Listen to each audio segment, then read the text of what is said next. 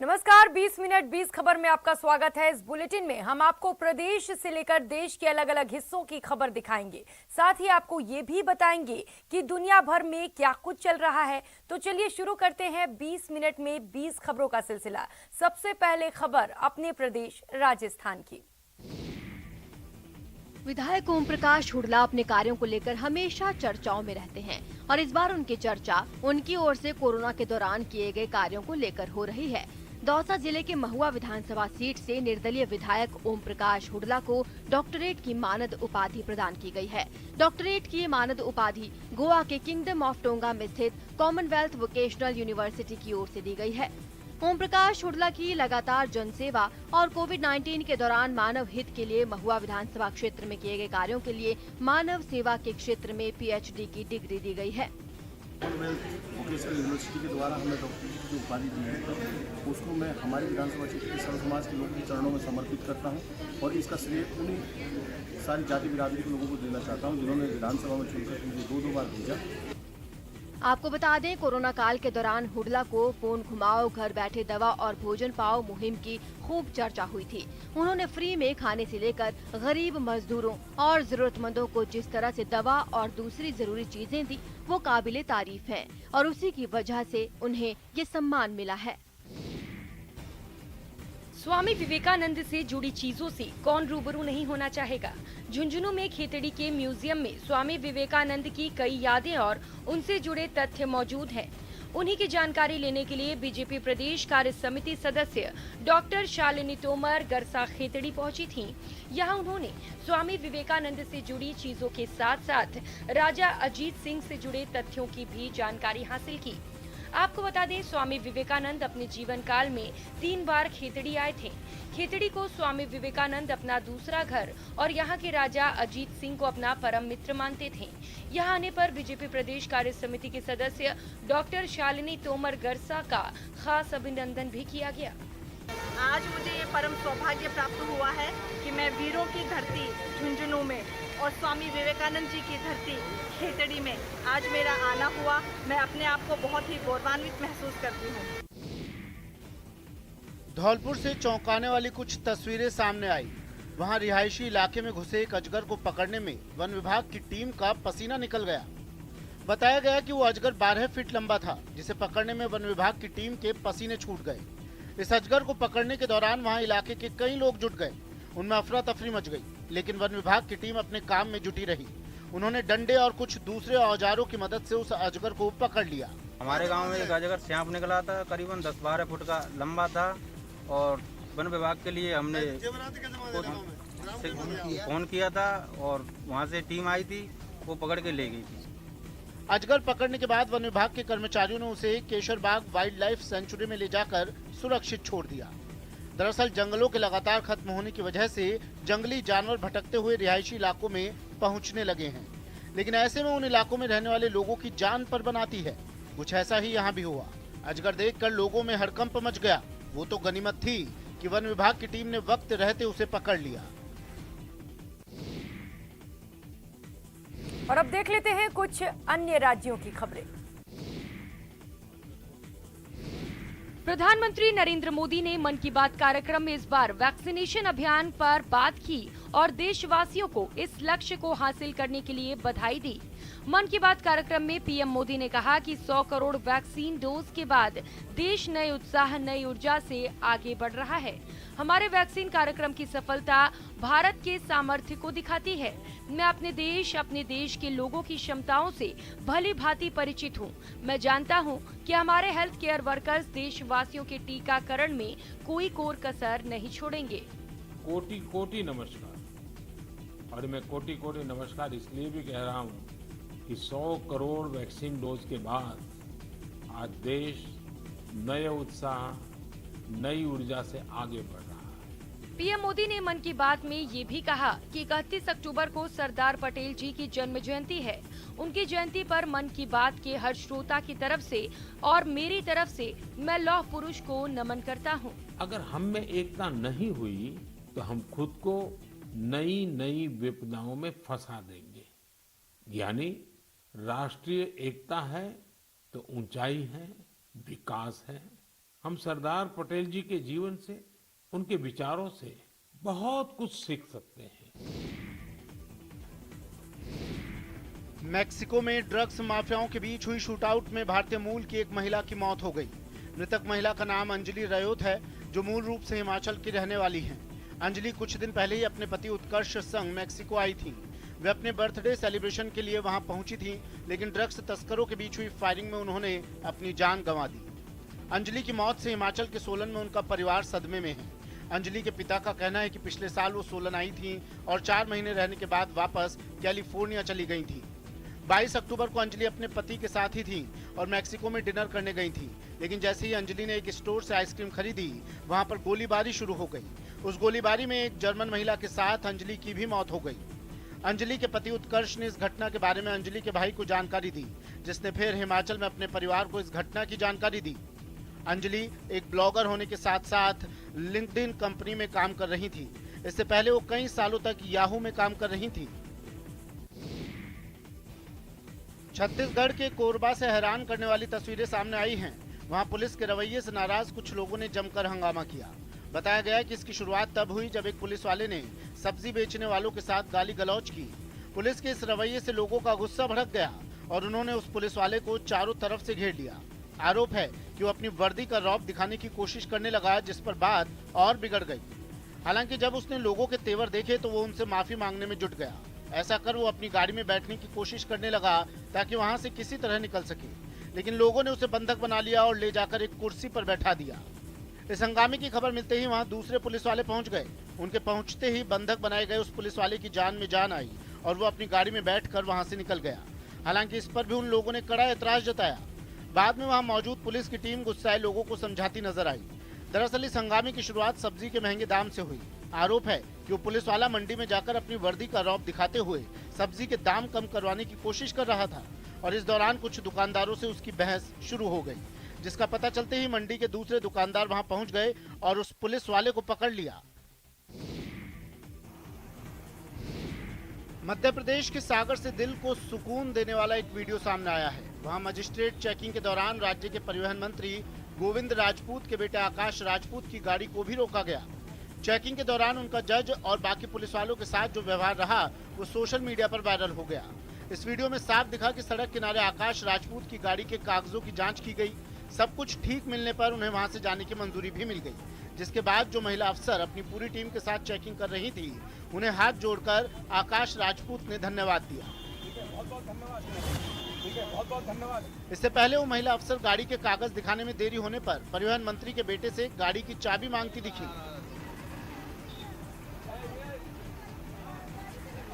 दरअसल एक दिन पहले शहर के अलग अलग हिस्सों में गाड़ियों को रोककर उनके दस्तावेजों की जांच की जा रही थी। इसी कार्रवाई के दौरान एक जगह आकाश राजपूत को भी रोका गया, जिसमें उन्होंने उस टीम का पूरा सहयोग किया। मजिस्ट्रेट चेकिंग के दौरान बाकी सभी लोगों की तरह आकाश राजपूत को भी रोका गया। उनकी गाड़ी के दस्तावेजों की जांच की गई, लेकिन जो व्यवहार इस दौरान आकाश राजपूत का रहा, उसकी सोशल मीडिया पर खूब तारीफ हो रही है। बहुत धन्यवाद। जब उत्सव आजादी के अमृत महोत्सव का हो तो फिर जगह जेल ही क्यों ना हो, माहौल यूं ही खुशनुमा हो जाता है। मध्य प्रदेश में इंदौर के केंद्रीय जेल में भी आजादी के अमृत महोत्सव के दौरान रंगारंग कार्यक्रम का आयोजन किया गया। इस कार्यक्रम में जेल स्टाफ से लेकर कैदियों तक ने अपनी अपनी कला से दिल जीतने की कोशिश की। जेल में आयोजित इस कार्यक्रम की सबसे खास बात ये रही कि राज्यपाल मंगू भाई पटेल भी इस कार्यक्रम में शामिल होने जेल पहुंचे थे। यहाँ उन्होंने जेल में रह रहे बंदियों को संबोधित किया। समय, परिस्थिति और मनोवृत्ति के कारण जो लोग 4 दीवार के भीतर रह रहे हैं, उनके लिए यह बंदी अवस्था आत्मचिंतन और आत्मविश्लेषण का अवसर है। इस मौके पर राज्यपाल ने जेल परिसर में बंदियों की ओर से बनाए गए कान्हा विक्रय केंद्र का भी जायजा लिया। साथ ही वो ई रिक्शा में बैठकर संपूर्ण जेल परिसर का भ्रमण करते नजर आए। राज्यपाल पटेल ने जेल परिसर में वृक्षारोपण भी किया।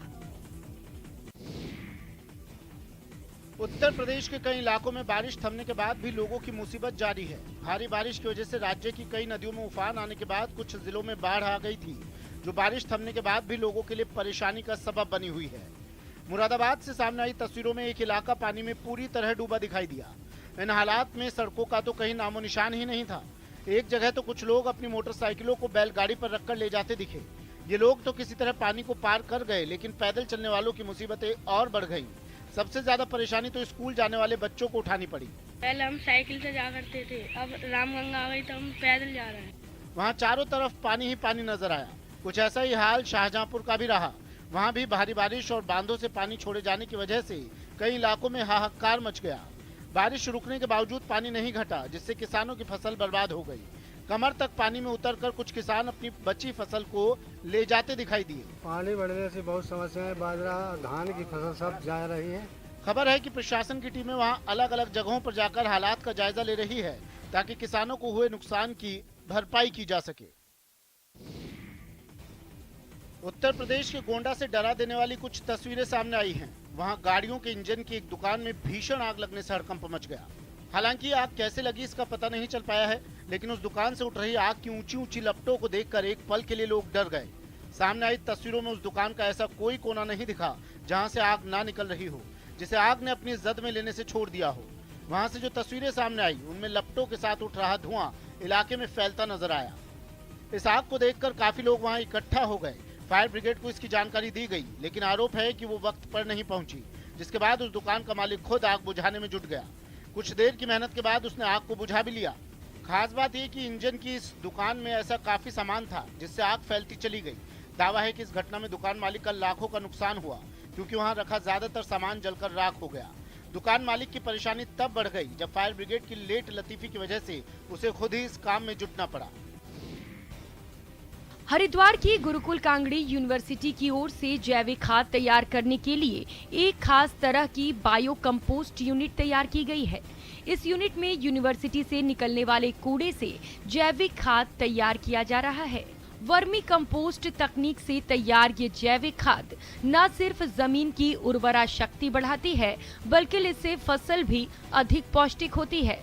विदेशी प्रजाति के केंचुए और वेस्ट को इकट्ठा करके जैविक खाद तैयार करने का ये मॉडल काफी सराहा जा रहा है। चीज़ है 100% कारगर है। पहले पुराने जमाने की टेक्नोलॉजी है, बस ये है अवेयरनेस की आवश्यकता है, जागरूकता की आवश्यकता है। लोग कर सकते हैं और इजीली इसको बना सकते हैं। कोई ज्यादा इसमें रॉकेट साइंस की आवश्यकता नहीं है। केमिकल से बने फर्टिलाइजर के नुकसान के चलते लोग जैविक कृषि के प्रति जागरूक हो रहे हैं। इसीलिए अब कई युवा भी इस तकनीक के सहारे व्यवसाय करना चाहते हैं। इसीलिए कई स्टूडेंट भी वर्मी कंपोस्ट विषय पर यूनिवर्सिटी में शोध कर रहे हैं। उनका मानना है कि भविष्य में ये स्वरोजगार का एक अच्छा साधन बनेगा। 2013 की आपदा ने केदारनाथ में भारी तबाही मचाई थी और उस दौरान आदि गुरु शंकराचार्य की प्राचीन समाधि भी पूरी तरह बह गई थी, जिसके बाद आदि गुरु शंकराचार्य की भव्य समाधि का पुनर्निर्माण कार्य चल रहा है, जिसके इस महीने के अंत तक पूरा हो जाने की भी उम्मीद जताई जा रही है। 8वीं शताब्दी में हिंदू धर्म पुनर्स्थापित करने वाले भारत के महान दार्शनिक और धर्म प्रवर्तक आदि गुरु शंकराचार्य ने पूरे भारत को एक सूत्र में पिरोकर 4 धाम यात्रा की शुरुआत की थी। शंकराचार्य ने विशेष दुनिया को हिंदू धर्म के 4 धामों और केदारनाथ से रूबरू करवाया। केदारनाथ से आदि गुरु शंकराचार्य का गहरा रिश्ता रहा है। उन्होंने जहां प्राचीन केदारनाथ मंदिर का पुनर्निर्माण करवाया और दुनिया भर में हिंदू धर्म का पताका फहराया। के उत्पत्ति काल के प्रारंभ से ही विश्व का प्रथम आध्यात्मिक केंद्र रहा है। तो इतना प्राचीन होने के कारण शिव ने इसी धाम को अपने अवतरण के लिए चुना। पीएम मोदी ने शंकराचार्य समाधि स्थल को अपने ड्रीम प्रोजेक्ट में शामिल किया, जिसके बाद यहाँ काम तेजी से हो रहा है। कश्मीर घाटी और लद्दाख में सीजन की पहली जोरदार बर्फबारी हुई। इस बर्फबारी से सेब की फसल को काफी नुकसान पहुंचा, जबकि तापमान में अच्छी खासी गिरावट दर्ज की गई। इस बार अक्टूबर में ही कश्मीर के कई जिलों में जमकर बर्फबारी देखने को मिली है। इस बर्फबारी की मार से सड़कें, पेड़, दुकान और गाड़ियां कुछ भी नहीं बच पाई। हर ओर सिर्फ बर्फ ही बर्फ नजर आई। इस बर्फबारी ने लोगों को घरों में कैद रहने के लिए मजबूर कर दिया। हालांकि जो लोग रोजमर्रा के कामकाज के लिए घरों से बाहर निकले, उन्हें आसमान से बरस रही बर्फ और सड़कों पर जमी बर्फ का सामना करना पड़ा। जब सड़कें बर्फ से पट गई तो गाड़ियों की रफ्तार भी कम हो गई। हालात बेहतर करने के लिए फौरन प्रशासन की टीमों को सड़कों से फौरन बर्फ हटाने के काम में लगा दिया गया। चाहे शोपियां हो या फिर पहलगाम, हर जगह के हालात एक जैसे ही नजर आए। इस बर्फबारी की सबसे ज्यादा मार सेब उगाने वाले किसानों पर पड़ी। कमोबेश कुछ ऐसी तस्वीर लद्दाख से भी सामने आई। वहां भी जमकर बर्फबारी हुई, जिसकी वजह से कई इलाकों में तो सड़कें तक दिखना बंद हो गई, जबकि गाड़ियों और मकानों की छतों पर 2-3 फीट तक बर्फ की परत जमी नजर आई। पेड़ और पहाड़ भी इस बर्फबारी से ढक गए। कश्मीर और लद्दाख में कुछ इलाकों में अगले कुछ दिन तक इसी तरह बर्फबारी का दौर जारी रह सकता है। ओलंपियन नीरज चोपड़ा से लेकर रुपहले पर्दे के कटप्पा तक, सूर्यवंशम के अमिताभ बच्चन से लेकर अजय देवगन के फौजी अवतार तक, शिवाजी से लेकर कोरोना वॉरियर तक, जो भी देखेंगे आप देखते रह जाएंगे। यकीन करना मुश्किल हो जाएगा कि ये 3D पेंटिंग और पोस्टर नहीं बल्कि सूखे रंगों से बनी रंगोली है। जी हाँ, रंगोली। 1-2 नहीं, पूरे 125 रंगोली से सजी ये तस्वीरें गुजरात में राजकोट के अजंता आर्ट गैलरी से आई हैं। बताया जा रहा है दिवाली के मौके पर यहाँ रंगोली प्रतियोगिता का आयोजन किया गया, जिसमें 77 कलाकारों ने 125 रंगोलियां बनाकर अपने हुनर का प्रदर्शन किया। खास बात ये रही कि सभी 125 रंगोली अलग अलग साइज और अलग अलग पैटर्न पर बने थे। बिगिनर्स है जिन्होंने शायद रंगोली के कलर पहली बार टच किए, उन लोगों ने भी काफ़ी अच्छा प्रयास किया है। नेचुरल सीन्स बनाए हैं और कई सारे पोर्ट्रेट्स और ऐसा सब बनाया है, तो हमें ये आशा है कि राजकोट की जनता को ये हमारा प्रयास अच्छा लगेगा। इसमें 77 लोगों ने पार्टिसिपेट किया है, छात्रों ने, और 125 रंगोली इसमें बनाई है। अलग अलग थीम पे काम कर रहे हैं। फुटबॉल के मैदान में जब लड़कियों ने अपना दांव दिखाया तो देखने वाले देखते रह गए। ऐसा लगा ही नहीं ये वो दिल्ली है जहां फुटबॉल नाम मात्र का खेला जाता है। दरअसल महान फुटबॉलर पेले की जयंती पर दिल्ली के डॉक्टर अंबेडकर स्टेडियम में फुटबॉल दिल्ली ग्रासरूट डे का आयोजन किया गया। इस आयोजन का मकसद महिला फुटबॉल को प्रोत्साहित करने के साथ साथ लड़कियों को सशक्त बनाना भी है। फुटबॉल दिल्ली ग्रासरूट डे के आयोजन के मौके पर अलग अलग उम्र की लड़कियों ने फुटबॉल के मैदान पर अपना जलवा दिखाया। इस दौरान इन लड़कियों ने अपनी व्यक्तिगत कौशल और प्रतिभा का भी प्रदर्शन किया। देखो, इसका मेन मकसद यह है कि हम फुटबॉल को कैसे बढ़ावा दें और ज़्यादा से ज़्यादा बच्चियां इसमें खेलें, और क्योंकि फुटबॉल जो है हम एज ए एसोसिएशन हम ये चाहते हैं कि खाली लड़के ना खेलें। Especially after Corona, it's very, very exciting to see all the children out. This is the way it should be, and I'm really, really happy to see that things are coming back to normal. 20 minute 20 खबर में अब बात कर लेते हैं international खबरों की। दुनिया की सबसे ऊंची इमारत बुर्ज खलीफा पर जो रंग चढ़ा है वो रंग है भारत के तेलंगाना के परंपरागत त्योहार बाथुकम्मा का। दुबई में दुनिया की सबसे ऊंची बिल्डिंग बुर्ज खलीफा पर जब बाथुकम्मा से जुड़े स्लोगन और जय हिंद की लाइनें नजर आई तो तेलंगाना का त्योहार ग्लोबल हो उठा। बुर्ज खलीफा पर बाथुकम्मा का ये रंग निजामाबाद के MLC कलवा कुंतला कविता की वजह से हुआ। आपको बता दें, कलवा कुंतला किता तेलंगाना के मुख्यमंत्री के चंद्रशेखर राव की बेटी हैं और वो जागृति नामक संगठन का नेतृत्व करती हैं। कविता ने ही राज्य की संस्कृति को वैश्विक स्तर पर लाने के लिए ये कदम उठाया है। कविता का संगठन जागृति तेलंगाना में सांस्कृतिक जागरूकता फैलाने के लिए काम करता है।